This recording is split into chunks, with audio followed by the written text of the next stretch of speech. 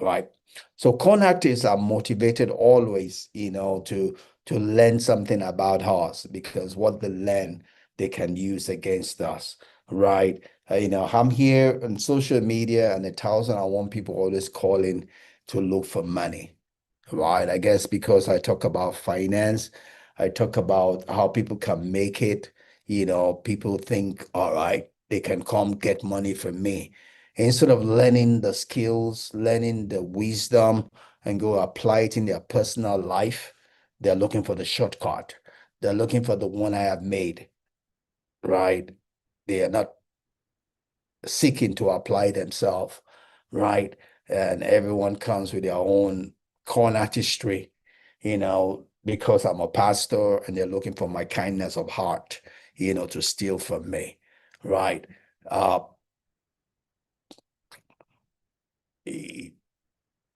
who's the loser there? I could be the loser if I keep on giving because me attending to their seeming emergency or their con artistry deprives me of the money I can use for better things, right? So my no has to be cheap, my yes expensive, right? So because they're con artists, like I said, I have a lot of cases in the US, people that will call you, oh, they're raising money for the fire, for the fire, for the firemen, or raising money for the police, raising money for these, for one crusade or the other. And most of them are cons. They're just raising money for themselves. The people will call, oh, I'm from the tax office. You have a lot of them in the US, much more than you find in Nigeria, right? US is the corn capital of the world. It's just that Hollywood, Hollywood is louder than everybody else. But I haven't lived in the US, and s- it's the corn capital of the world. Nigeria is nothing close to the US, in corn artistry. I've talked about the timeshare, these are registered companies, that with a pay tax, the corn corn establishments, So there are con artists everywhere trying to make money out of you. They're trying to make it the seeming easy way, take out of what you've sweat for, make it the easy way. They are motivated to do it. They are of their father, the devil. You see, the devil was motivated to steal from Eve, that which God had given to Eve and Adam, but Eve was passive about what she had. But the devil was motivated to get it and she got it. He only got it, right? So reading a Mac or reading a victim is an acquired skill. It's not something that comes with us. It's not something that's natural. You have to learn it. Don't forget, we're learning how to see the outside and also to be able to see the inside. Because it's not just the outside. It's the same response that you see on the outside of a person might be motivated by different things on the inside. So a con artist learns it. It's not something that he brought from heaven. It's something that he learns. He learns by practice. He learns by experimenting, to be able to understand the person by what he sees, because then he's able to then use what he acquires, the knowledge he acquires, to try to win the trust of that person, right? Some of this is done with sales. Ordinary sales, you need to know your customer so that you can win the trust of the customer to be able to sell to your customer. The difference is that the con artist does it with the intent of betraying that trust. A normal marketer seller, does it not to betray that trust, but even to win more trust because you are giving in exchange something of value that the person you have sold to does not see him or herself as a victim, but someone that has exchanged equal value. He has gotten something valuable for the money he has exchanged, as opposed to con artistry. The person feels to have been used, to have been used, to have been stolen from, to have been violated, right?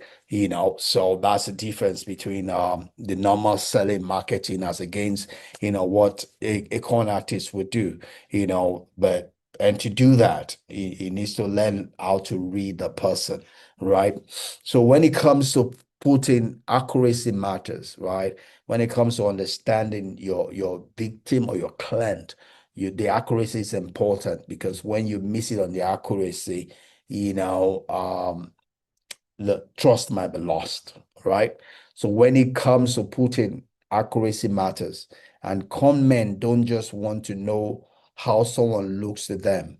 They want to correctly reflect how they want to be seen, right? So it's not just uh who the person is, they also want to work out how the person sees them, so they display themselves to their victim, in a way that will evoke the way they want that victim to see them, because they are trying to win the trust of the victim, right? So put up is all about knowing the victim in such a way that you can evoke the right response from the victim, and also you control how that victim sees you, right? And we see this in religious circle, like we've been trying to say, we have several cults, and the leader of that cult, is a con artist. He wins the trust of the followership and controls the way the followership sees it, right? We saw that with the Guyana tragedy, Jimmy, what was his name now? We took people out there that took the Kool-Aid and all died with him. We saw the one with that said rapture was going to come. We've seen several ones, and they're all around, but the cult leader is typically a con artist, right? He knows the people, and religion that says the opium of the people really is the opium of the poor people. When you're poor, your result is to religion. Religion is the opium. Some rich people do go along with religion, no doubt, but it's more of the poor people. Yeah, people who some have given up on life. They don't see themselves being able to break above the poverty line, so that they pretty much giving up and they become easy prey, for con artists, right? So this is used by religious cultists also, because it's all a con game, right? Trying to win the trust of the people so that you can use them, right?